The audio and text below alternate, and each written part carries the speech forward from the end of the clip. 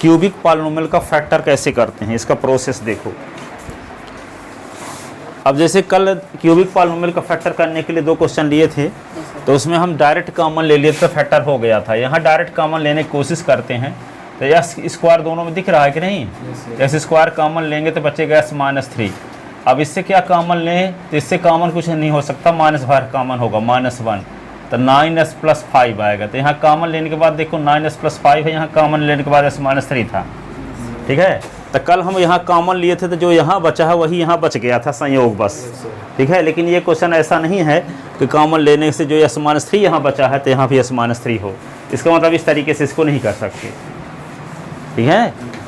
वहाँ तो 2 क्वेश्चन जो कल बताए थे, तो पहले 2 टर्म से कॉमन लेने के बाद जो बचा था, अंतिम 2 टर्म से कॉमन लेने के बाद भी वही बचा था, इसलिए फैक्टर उसको सही हो गया फैक्टर। पर यहाँ तो देखो s माइनस 3 है, अब यहाँ s माइनस 3 नहीं है तो कॉमन क्या लें, फिर आप चुपचाप बैठे ना रहोगे।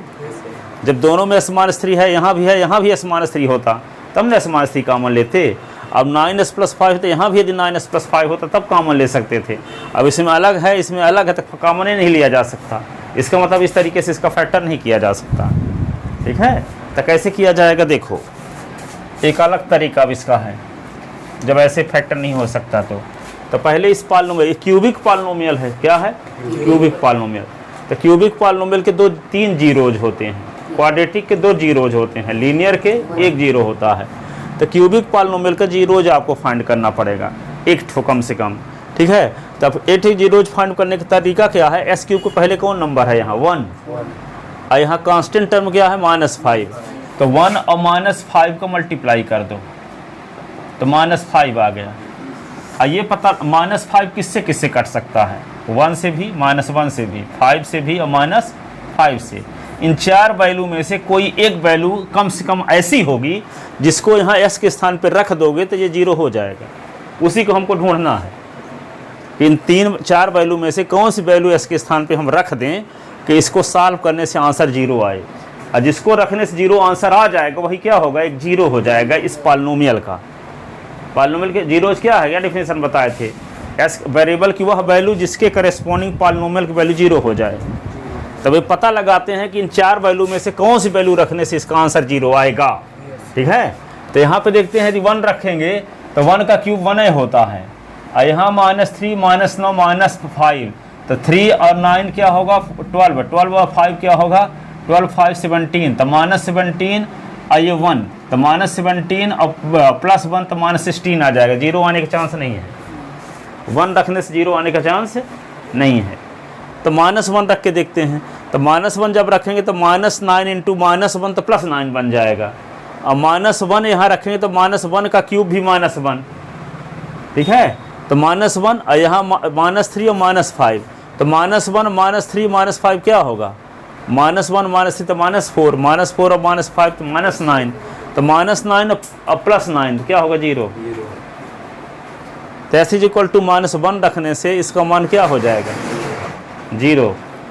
s = -1 रखने से इसका मान क्या हो जाएगा 0। तो s = -1 रखने से इसका मान जब 0 हो जाएगा तो इसका मतलब -1 इसका 0 है। क्या समझाए अभी, सबसे पहले एक्स क्यूब का कोफिशिएंट और कांस्टेंट टर्म को मल्टीप्लाई करें, मल्टीप्लाई करने से जो नंबर आए उसके सभी फैक्टर निकालें।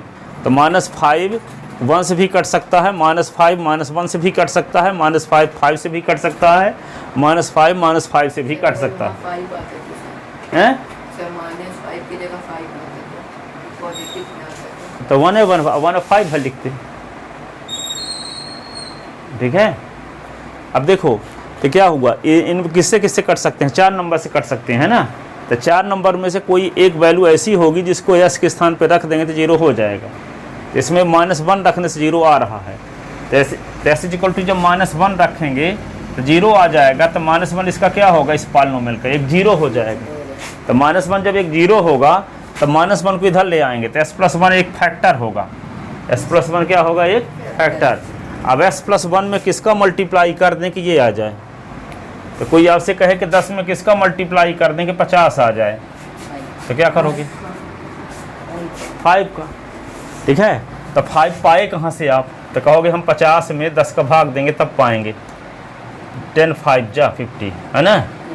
10 में किसका मल्टीप्लाई करना है कि 50 आ जाए, तो आप तो डायरेक्ट बता दें, लेकिन उसका इतना जल्दी जल्दी दिमाग में आपके प्रोसेस हुआ कि उसको भूल गए कि क्या करना पड़ा।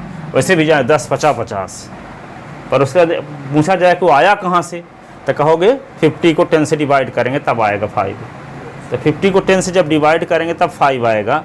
तो वही क्या है कि s+1 एक है, s = -1 इसका 0 है, तो s+1 इसका फैक्टर होगा।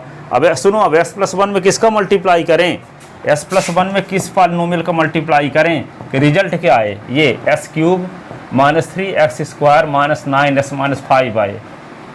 तो जिसका मल्टीप्लाई करना होगा वो फाइंड करने के लिए इसको इससे डिवाइड करना पड़ेगा। जैसे 50 को 10 से डिवाइड करना पड़ा तब 5 मिला, उसी प्रकार s+1 में किस पॉलिनोमियल को मल्टीप्लाई करें कि ये आए, तो इसको s+1 से डिवाइड करोगे, जो आएगा उसी को मल्टीप्लाई करना पड़ेगा। ठीक है, तो इसको जब s+1 से डिवाइड करोगे तो क्या आएगा, क्वाड्रेटिक पॉलिनोमियल आएगा। क्या आएगा, क्वाड्रेटिक पॉलिनोमियल। अब क्वाड्रेटिक पॉलिनोमियल का फैक्टर करने का तरीका क्वेश्चन नंबर 4 में पढ़ चुके हो। तो ये क्यूबिक पॉलिनोमियल किस में बदल गया, क्वाड्रेटिक पॉलिनोमियल में। आप क्वाड्रेटिक पॉलिनोमियल का फैक्टर करने का तरीका जान चुके हो ऊपर वाले क्वेश्चन से। तो एक तो फैक्टर आपको मिल ही चुका है, एक दो ठो इसका और निकाल दोगे क्वाड्रेटिक फैक्टर का फैक्टराइजेशन। ठीक है, तो यहाँ देखते हैं जो बोल गए। तो सबसे पहले क्या करेंगे, ये आ गया coefficient of s³ coefficient of s³ = 1। Constant term, constant term क्या है, -5। प्रोडक्ट, इन दोनों का प्रोडक्ट क्या होगा, 1 × -5 = -5। All factor of -5 are 1 -1 5 -5। we put s = -1 in px,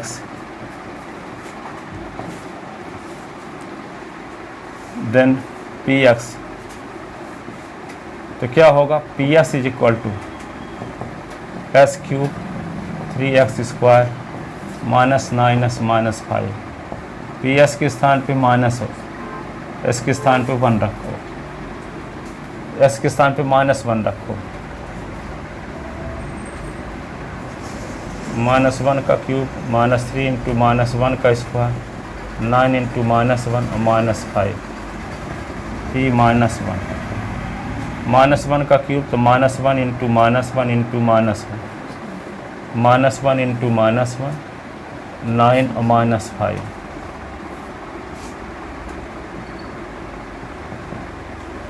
-1 × -1 × -1 तो -1,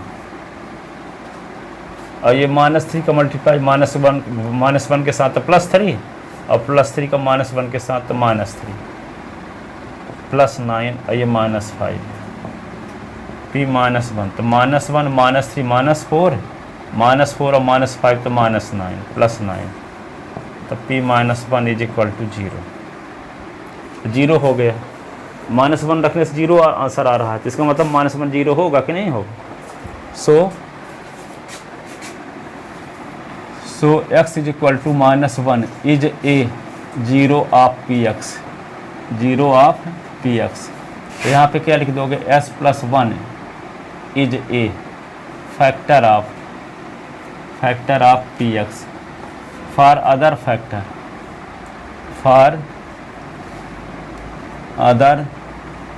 factor of px we divide px by s+1। ps को s+1 से divide करो तो दूसरा फैक्टर मिलेगा, तो क्या होगा, s³ -3x² -9s -5। इसको डिवाइड करना है किससे, x+1 से, s+1 से।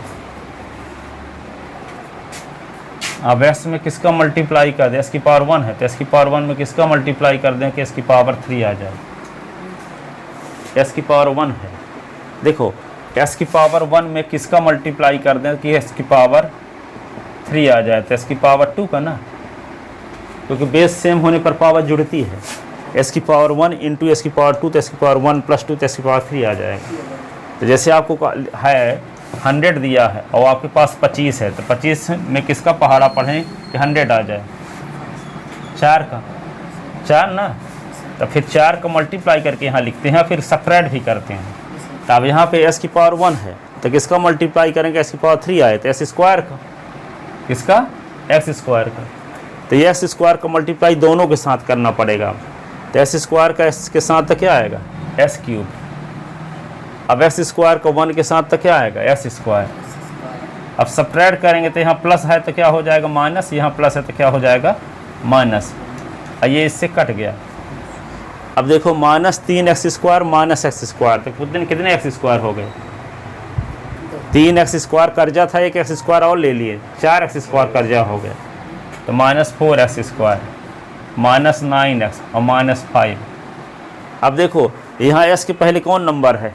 कुछ नहीं, तो क्या माना जाएगा? 1। s के पहले कौन नंबर है? कुछ नहीं, तो क्या माना जाएगा? 1। तो 1 में किसका मल्टीप्लाई करें कि -4 आ जाए? 1 में किसका -4 का, किसका? -4 का। अब फिर क्या? s की पावर 1 में किसका मल्टीप्लाई करें कि s की पावर 2 आ जाए? s की पावर 1 में किसका मल्टीप्लाई करेंगे s की पावर 2 आ जाए? s की पावर 1 का। तो यहाँ s की पावर 1 लिखते नहीं, ऐसे भर लिखेंगे। तो अब देखो -4s का s के साथ करेंगे तो -4s स्क्वायर, -4s का +1 के साथ तो -4s। अब सब्ट्रैक्ट करेंगे तो माइनस है तो प्लस हो जाएगा, माइनस है तो प्लस हो जाएगा। साइन चेंज होता है सब्ट्रैक्ट करते हैं तो, जहाँ प्लस रहेगा माइनस हो जाएगा, जहाँ माइनस है वहाँ प्लस हो जाएगा। जैसे यहाँ प्लस है प्लस दोनों में था तो माइनस से माइनस हो गया, यहाँ माइनस से माइनस में दोनों तो दोनों प्लस प्लस हो गया। तो ये इससे प्लस, अब इसका मतलब ये -4s स्क्वायर नहीं है, +4s स्क्वायर है, और ये -4s स्क्वायर तो कट गया दोनों, तो 0 हो गया।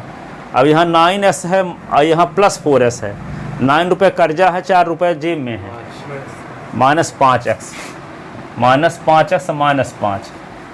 अब देखो यहाँ s के पहले 1 है, 1 में किसका गुणा करें कि -5 आ जाए? 1 में किसका मल्टीप्लाई करें कि -5 आ जाए? -5। तो -5 को मल्टीप्लाई दोनों के साथ करो तो -5 का 1s के साथ तो -5x, और -5 को +1 के साथ तो -5। अब सब्ट्रैक्ट करोगे तो माइनस है तो क्या होगा? प्लस, और माइनस है तो प्लस। ये भी कट गया, ये भी कट गया, तो क्या आ गया? 0। क्या आ गया? 0। इसका मतलब हम क्या पूछ रहे थे आपको कि s+1 में किसका मल्टीप्लाई करें कि ये आ जाए, तो s+1 में इसका मल्टीप्लाई करेंगे तब ये आएगा। ठीक है, जैसे हम कहे थे कि 50 में किसका मल्टीप्लाई करें, 10 में किसका मल्टीप्लाई करें कि 50 आए, तो 50 में 10 का भाग दिए थे, तो 10 10 5 जा, ये कोशिएंट में आया था, तो कोशिएंट में ये ना आया है। ठीक है, तो 10 में 5 का मल्टीप्लाई करने से 50 आएगा, तो s+1 में इसका मल्टीप्लाई करने से ये आएगा। ठीक है, यह कि आप तीसरी क्लास में एक फार्मूला पढ़े थे, dividend is equal to quotient into divisor plus remainder. Dividend is equal to quotient into divisor plus remainder. क्या पढ़े थे? डिविडेंड इज इक्वल टू, इसको लिख लो थोड़ा, फिर और आगे लिखते हैं, वीडियो नहीं आएगा, फिर मिटा देंगे तभी लिखे भी नहीं हम।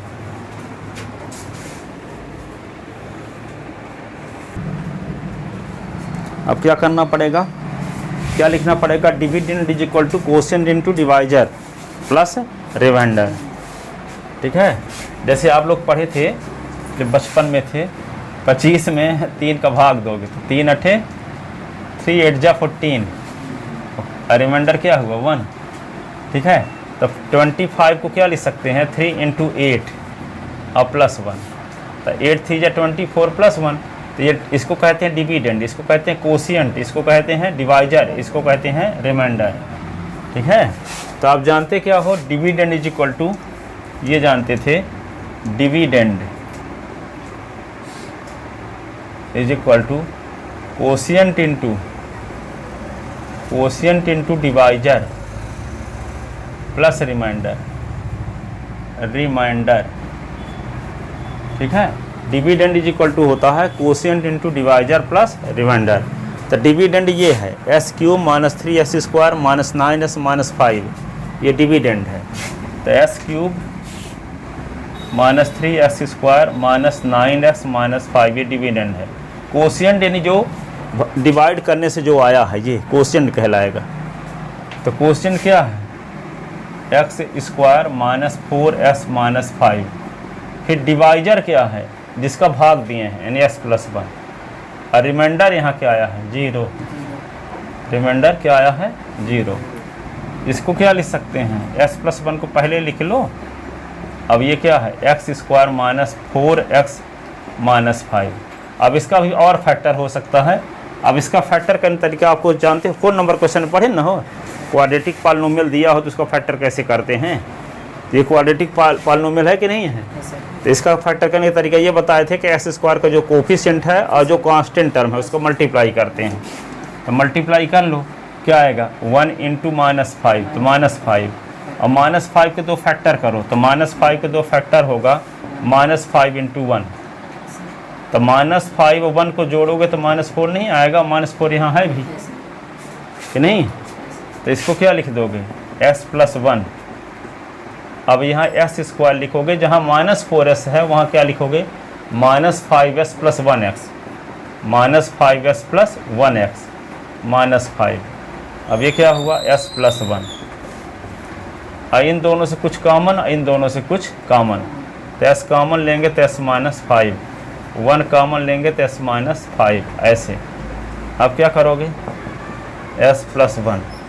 अब देखो s-5 दोनों में है कि नहीं है, तो s-5 फिर से कॉमन। तो पहले से क्या बच गया है x और दूसरे से +1। तो इसको क्या लिख सकते हैं आप s+1 s+1 एक साथ लिख दो दोनों को। और फिर क्या है s-5, तो ये फैक्टर हो गए, लिख लो।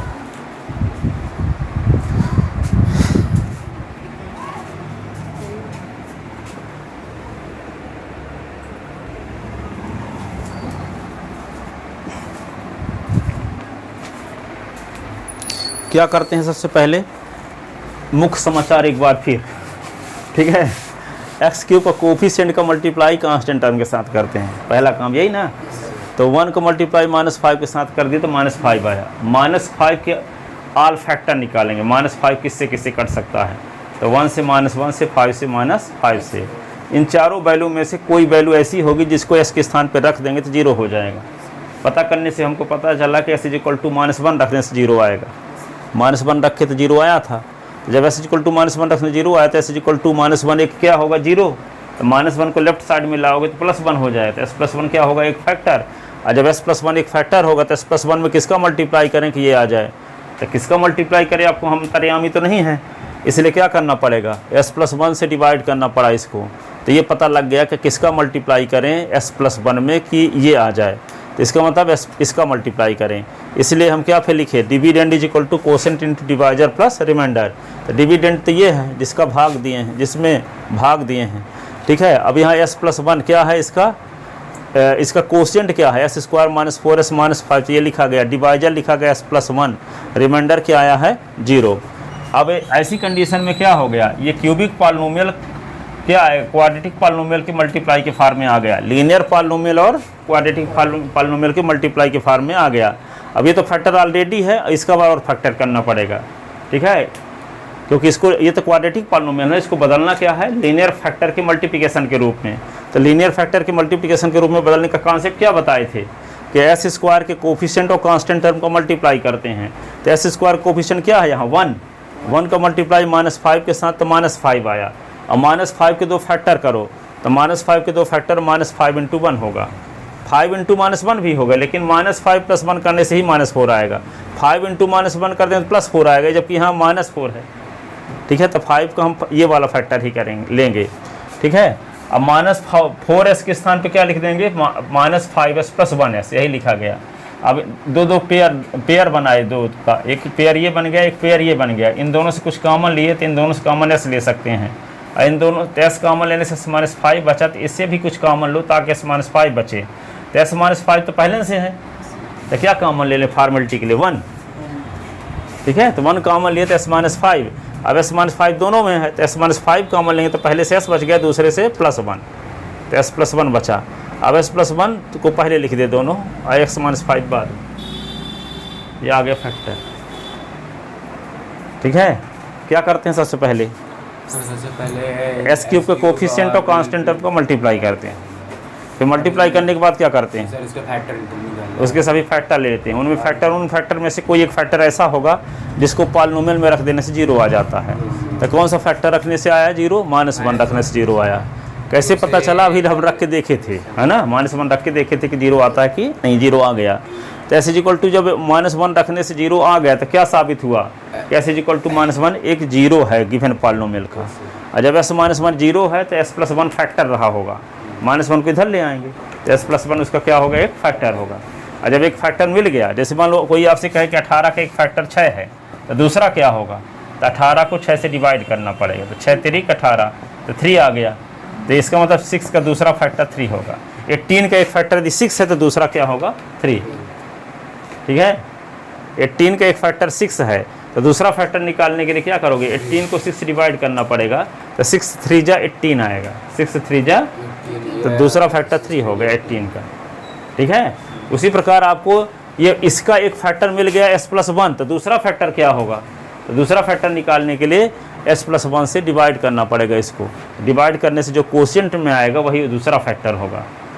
जब दूसरा फैक्टर मिल गया तो इसका मान जैसे 18 के स्थान पर लिख सकते हैं 5 × 3, इसी प्रकार हम 18 के काम कौन कर रहा है, ये, तो इसके स्थान पर लिखेंगे इन दोनों को मल्टीप्लाई, तो इन दोनों को मल्टीप्लाई लिख दिए।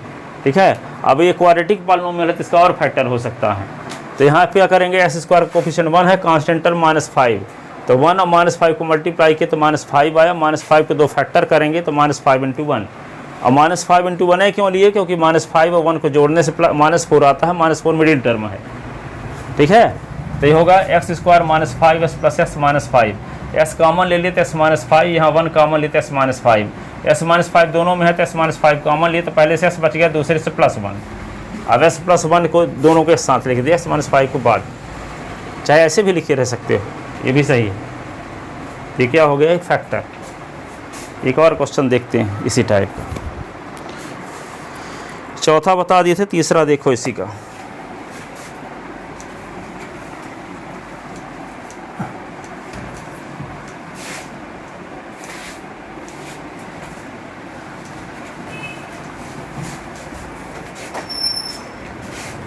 देखो तीसरा पार्ट इसका, Px = s³ + 13 13s² + 32x + 20। ठीक है, 20।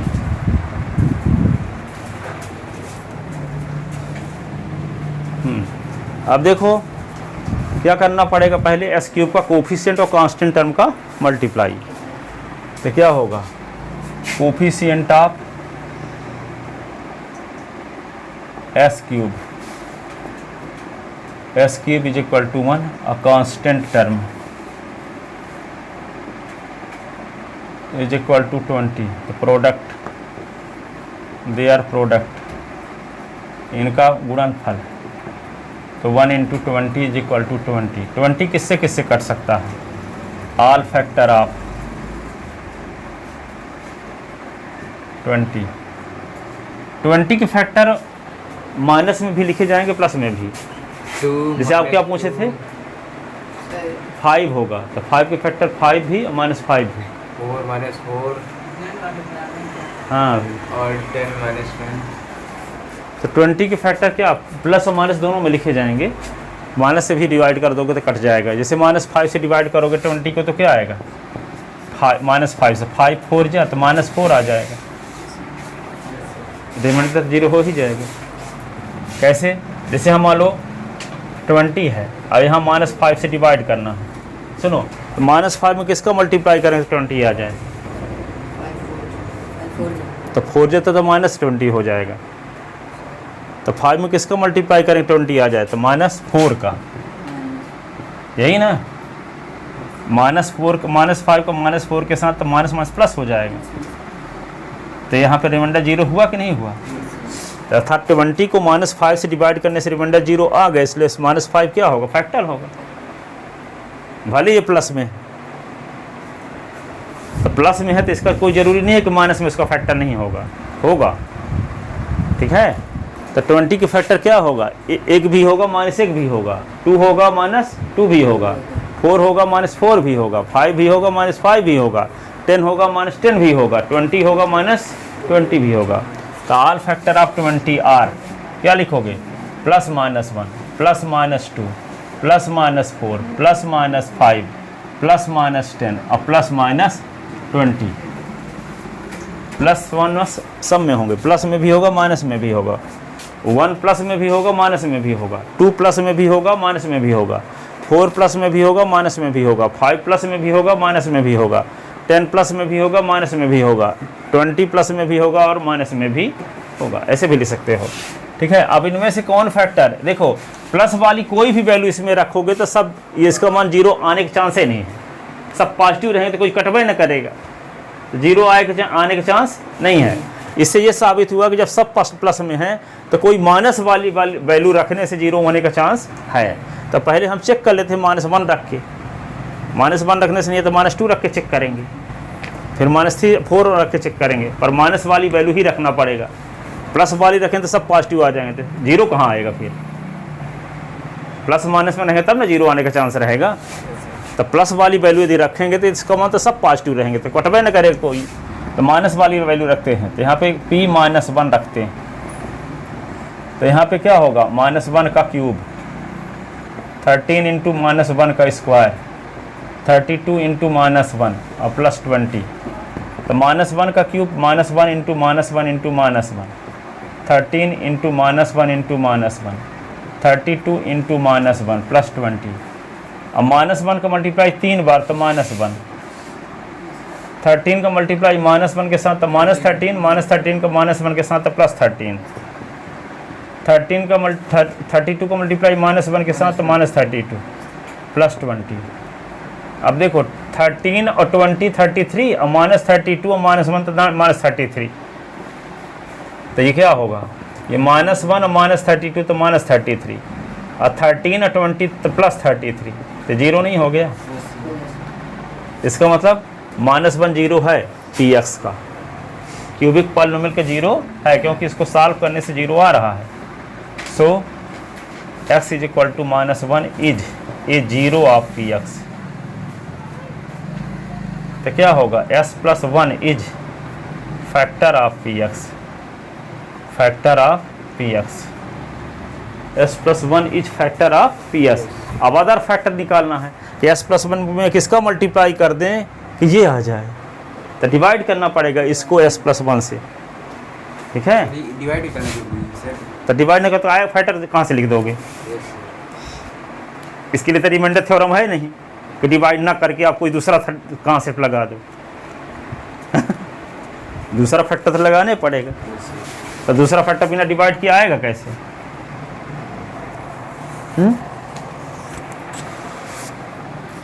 तो क्या करोगे, for other factor of px, for other factor of px we divide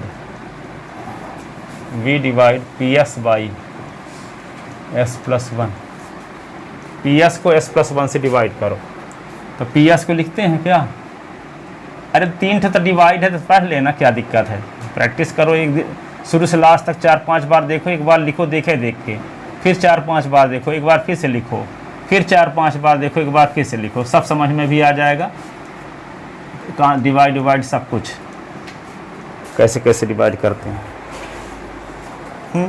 गांव चले जाते तो 18 घंटे 20 घंटे 72 घंटे फालतू में चले जाते हैं। मान लो गांव नहीं गए हैं, यहाँ तैयारी कर रहे हैं, पानी गिर रहा है तो एक क्वेश्चन में 2 घंटे लगे, तो बनने लगेगा कि नहीं? तो 1 घंटे कहोगे नहीं, 5 मिनट देखेंगे बन भी जाए तो कैसे बनेगा, जो 5 मिनट में तैयार होने वाला नहीं है, जो 5 मिनट में तैयार होने वाला वही तैयार होगा, ये तो नहीं तैयार होगा ना। सब नई नई चीज़ आ जाती हैं। और जब दिमाग में कोई चीज़ बैठी नहीं तो उसको लिखोगे कैसे? उसी चीज़ को ना लिख सकते हो जो दिमाग में बैठ गया है। दिमाग में बैठने का तरीका आपको बता रहे हैं, टाइम लगा कर उसको तैयार करो पहले, जो बड़े बड़े क्वेश्चन।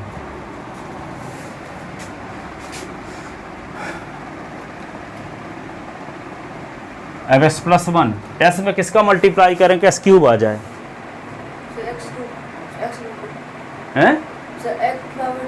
एस की पावर 2, एस की पावर 2। तो एस की पावर 2 में एस का मल्टीप्लाई तो एस क्यूब, एस स्क्वायर का 1 के साथ एस स्क्वायर। और सब्ट्रैक्ट करने से साइन चेंज होता है, प्लस है तो क्या हो जाएगा? ये माइनस, ये माइनस, और ये इससे कट गया। 13 एस स्क्वायर से 1 एस स्क्वायर निकल गया।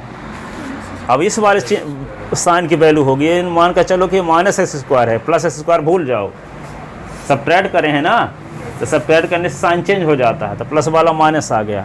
तो 13 एस स्क्वायर से 1 एस स्क्वायर निकाल दो, 12 एस स्क्वायर। इनको दो सबको उतारना पड़ता है। डिवाइड में क्या करते थे पहले? एक एक अंक उतारते थे ना, पॉलिनोमियल का डिवाइड करो तो सब उतारेंगे जो बचे हैं। तो यहाँ 32x और 20 पूरा उतारेगा। अब देखो एस स्क्वायर के पहले क्या है यहाँ पे? एस के पहले क्या है यहाँ पे? 1 है। 1 में किसका गुना कर दे के 12 आ जाए? 12 का, ठीक है। अब एस की पावर 1 है, यहाँ एस की पावर 2 लाना है, तो एस में किसका मल्टीप्लाई करेंगे एस की पावर 2 आ जाए? एक्स का। एस की पावर 1 तो 1 लिखते नहीं है, सिर्फ एस कहोगे। अब 12x का मल्टीप्लाई एस के साथ तो 12x स्क्वायर, और 12x का मल्टीप्लाई 1 के साथ तो 12x है। अब क्या करोगे? इसको सब्ट्रैक्ट करोगे ना, तो सब्ट्रैक्ट करो तो क्या होगा? प्लस है तो ये हो जाएगा माइनस, और ये प्लस है तो हो जाएगा माइनस, तो ये कट जाएंगे दोनों। और ये 32x से 12x निकल गया, क्या बचा? 20x और प्लस 20। अब यहाँ s के पहले कौन नंबर है? 1 में किसका मल्टीप्लाई करेंगे? 20 आ जाए, 20।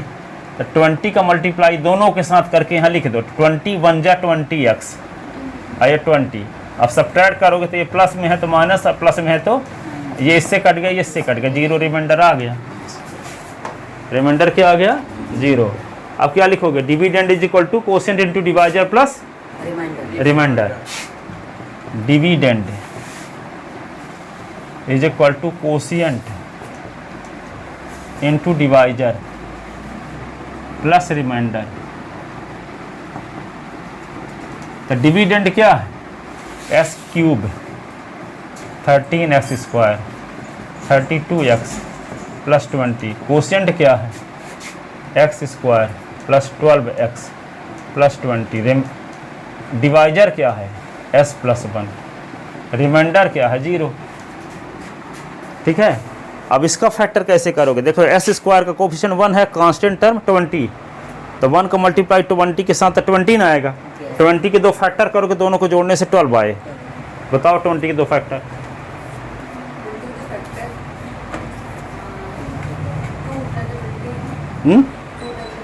2 10 जा 20 और 2 और 10 जोड़ोगे तो 12।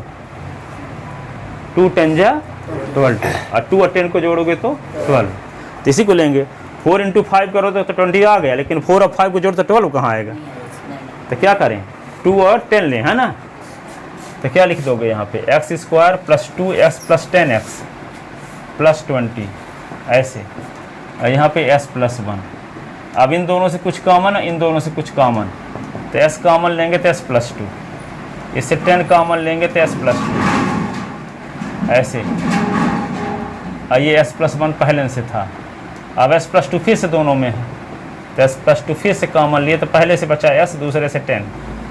और ये s प्लस 1 पहले से फैक्टर निकला हुआ था, तो आप क्रम से लिख देते हैं s प्लस 1, s प्लस 2 और s प्लस 10।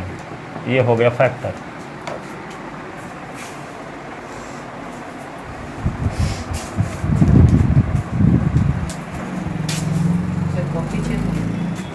काफ़ी टाइम नहीं मिला चेक करने के लिए, सबको ऐसा टेस्ट होने वाला तैयारी करना पड़ जाता है। अब आज चेक करेंगे रात में।